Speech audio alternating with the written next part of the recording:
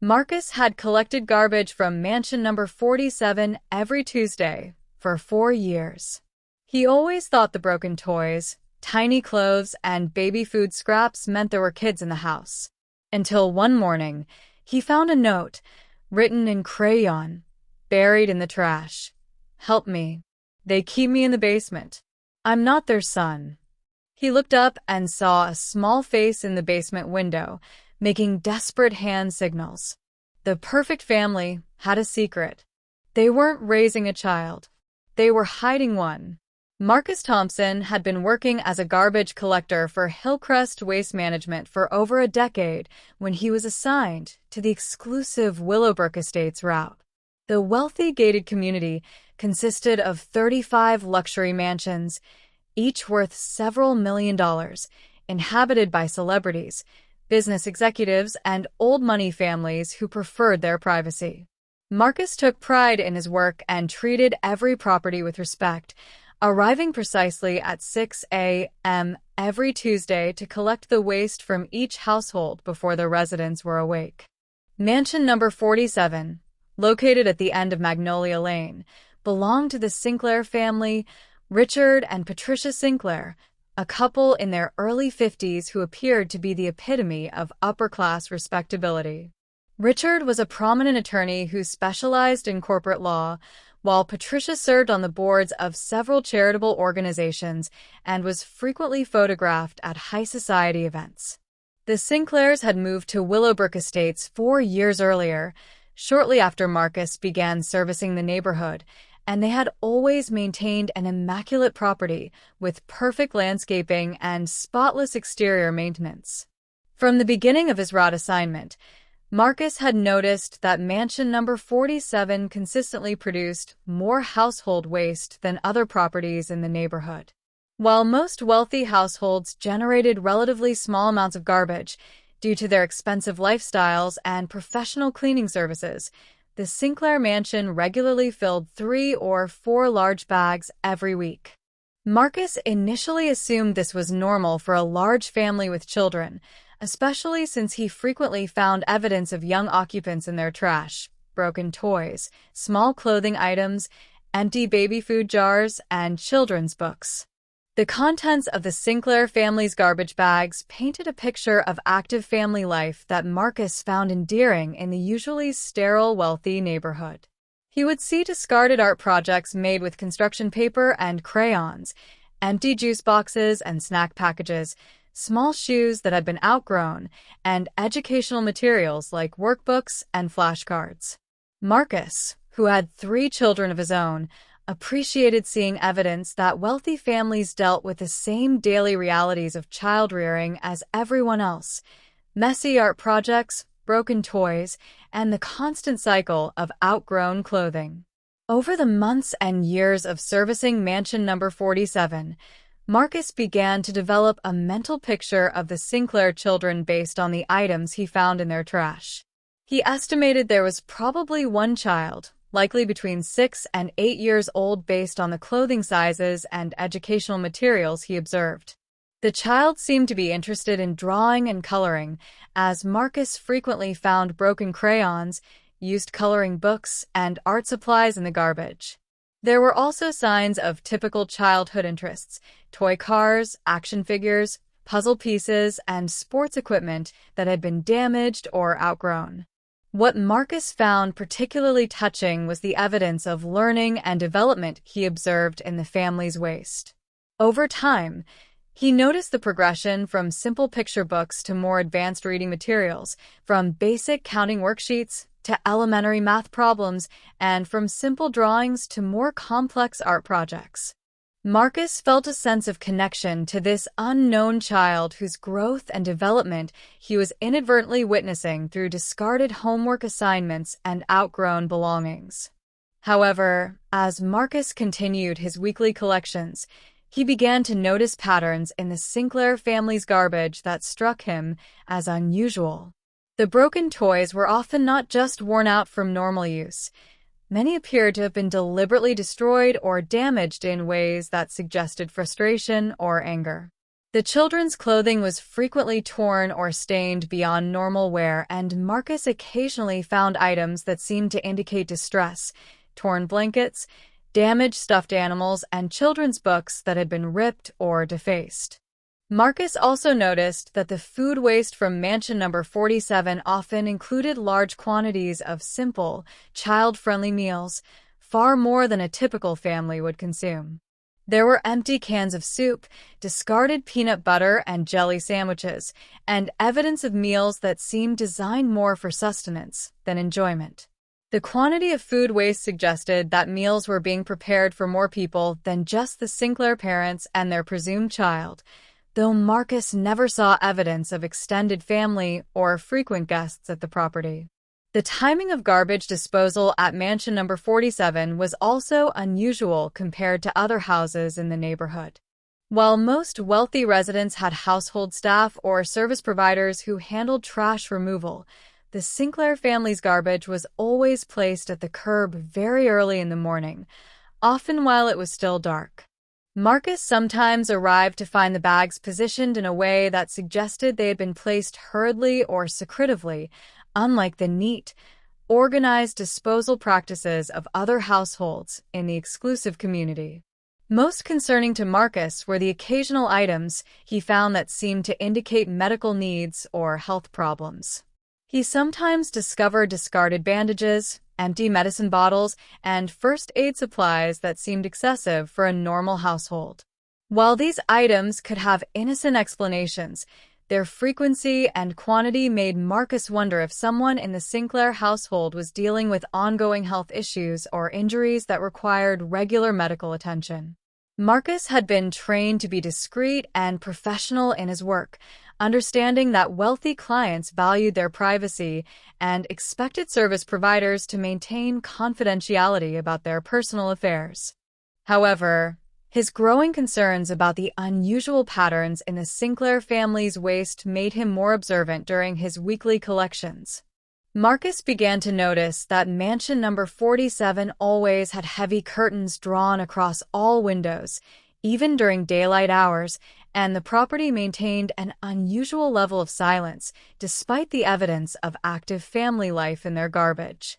The turning point came on a cold Tuesday morning in late October, during Marcus's 4th year of servicing Willowbrook Estates.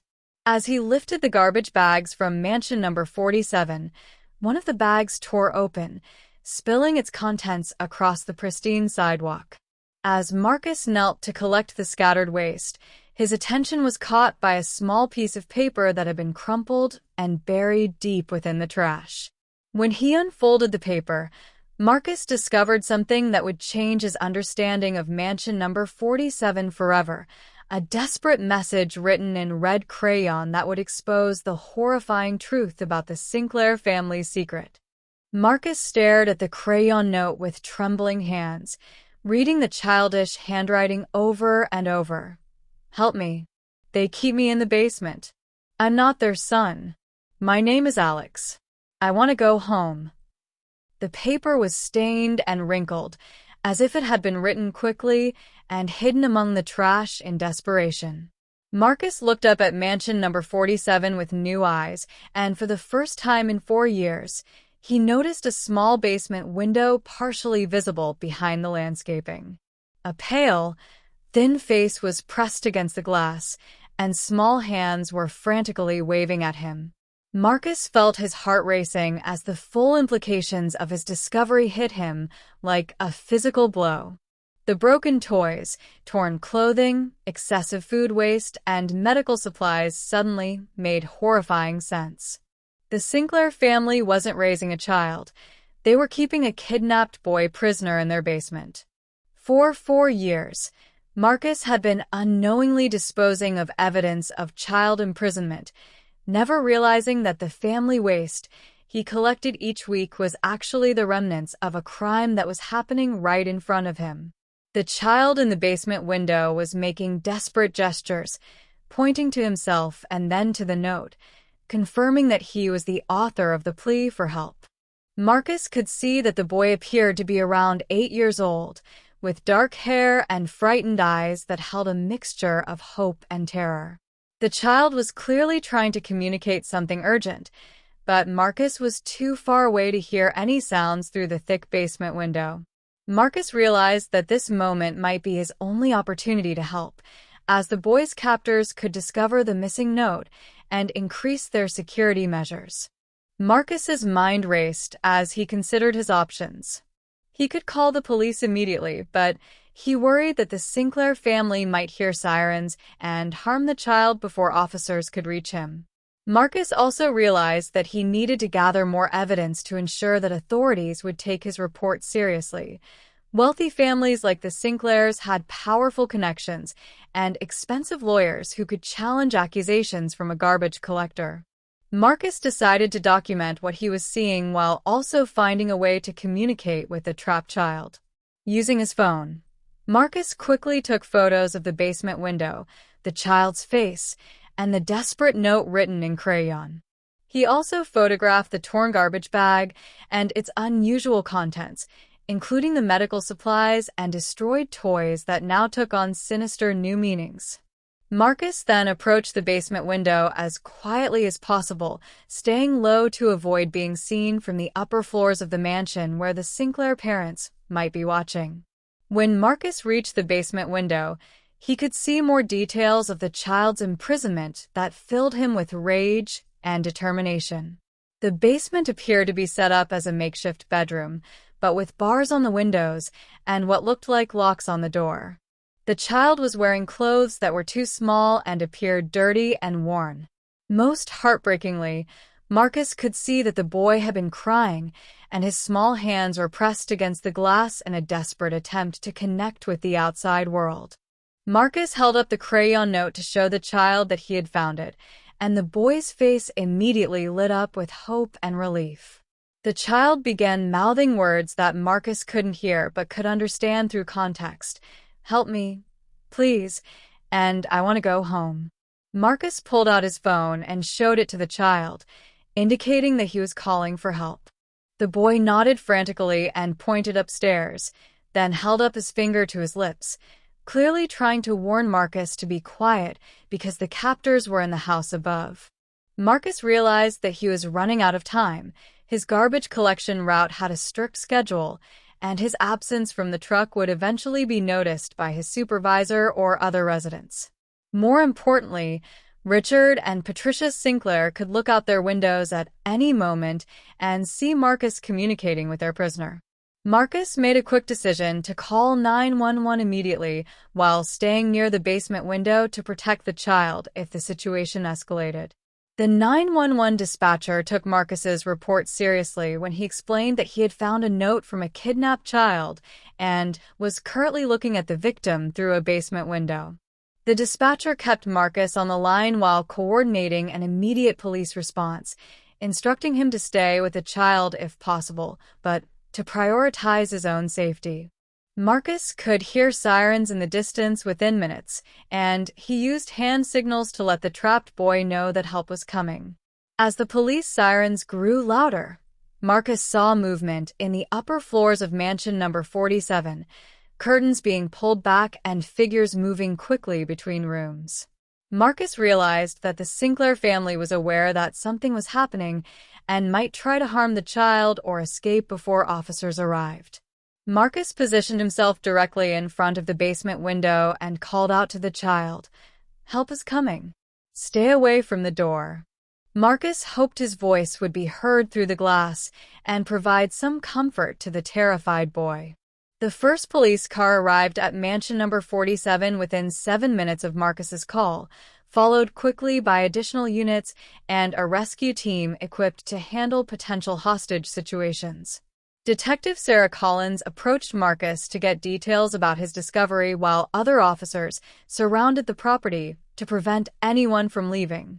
Marcus showed Detective Collins the crayon note, the photos he had taken, and explained the 4 years of unusual garbage patterns that now made perfect sense in the context of child imprisonment. Detective Collins looked through the basement window and immediately confirmed Marcus's assessment. There was clearly a child being held against his will in the basement of the mansion. The detective could see that the basement had been modified with security measures designed to prevent escape, including reinforced doors and barred windows. Detective Collins called for additional specialized units, including Child Protective Services and forensic teams, to properly handle what was clearly a serious kidnapping and imprisonment case.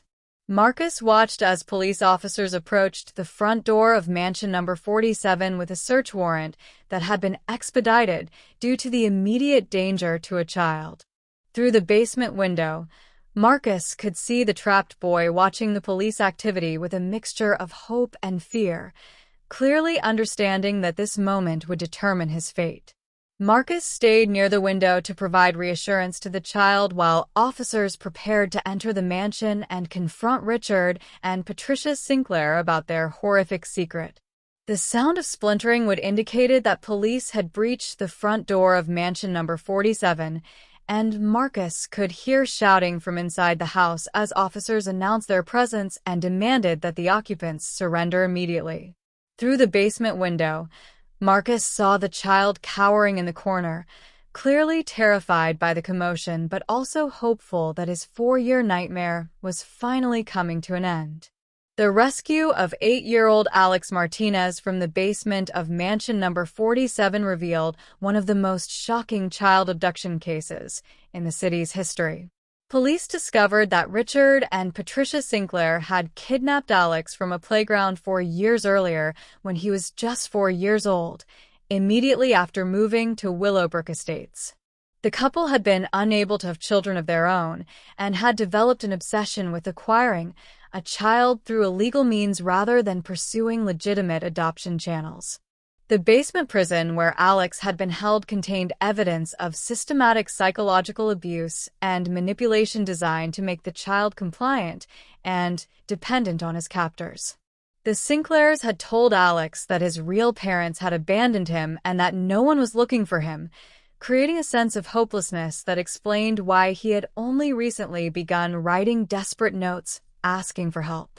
The broken toys and damaged belongings that Marcus had noticed in the garbage were the result of Alex's occasional acts of rebellion, which the Sinclairs punished by destroying his few possessions. Detective Collins explained to Marcus that his 4 years of observations had provided crucial evidence for the prosecution case against the Sinclairs. The garbage collection records showed a clear timeline of Alex's imprisonment, and the contents Marcus had noticed over the years correlated perfectly with the child's testimony about his treatment in captivity. Marcus's detailed knowledge of the household waste patterns helped investigators understand how the Sinclairs had managed to keep Alex hidden for so long while maintaining their public image as a respectable, wealthy couple. The investigation revealed that Richard Sinclair had used his legal connections to falsify documents, creating a false identity for Alex, claiming he was their adopted son from a private arrangement. Patricia Sinclair had used her charitable work as a cover story, telling acquaintances that their son was homeschooled due to special needs that required privacy and limited social interaction. The couple's wealth and social status had provided them with the perfect disguise for their criminal activities. Alex was immediately reunited with his biological parents, Maria and Carlos Martinez, who had never stopped searching for their missing son. The family had endured 4 years of anguish, not knowing whether Alex was alive or dead, and they were overwhelmed with gratitude toward Marcus for his observational skills and courage in reporting his suspicions. Alex required extensive psychological counseling, but showed remarkable resilience in reconnecting with his real family and beginning the healing process. Richard and Patricia Sinclair were arrested and charged with kidnapping, child imprisonment, child abuse, and falsifying legal documents. During the trial, prosecutors presented Marcus's testimony about the garbage patterns as evidence of the systematic nature of Alex's imprisonment and the deliberate efforts to hide the crime. The Sinclairs were convicted on all charges and sentenced to life in prison, without the possibility of parole. Marcus received recognition from the mayor's office and police department for his role in exposing the kidnapping and saving Alex's life. Law enforcement officials praised Marcus's attention to detail and willingness to report his concerns, noting that many abduction cases remain unsolved because witnesses fail to recognize or report suspicious patterns. Marcus's story became part of community awareness programs about recognizing signs of child endangerment and the importance of reporting concerns to authorities.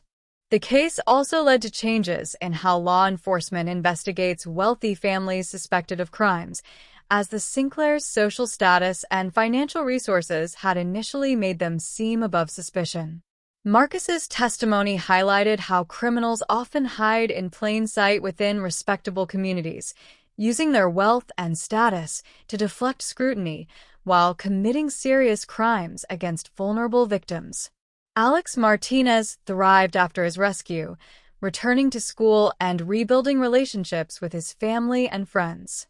He maintained a connection with Marcus, who became a family friend and a symbol of hope for the Martinez family.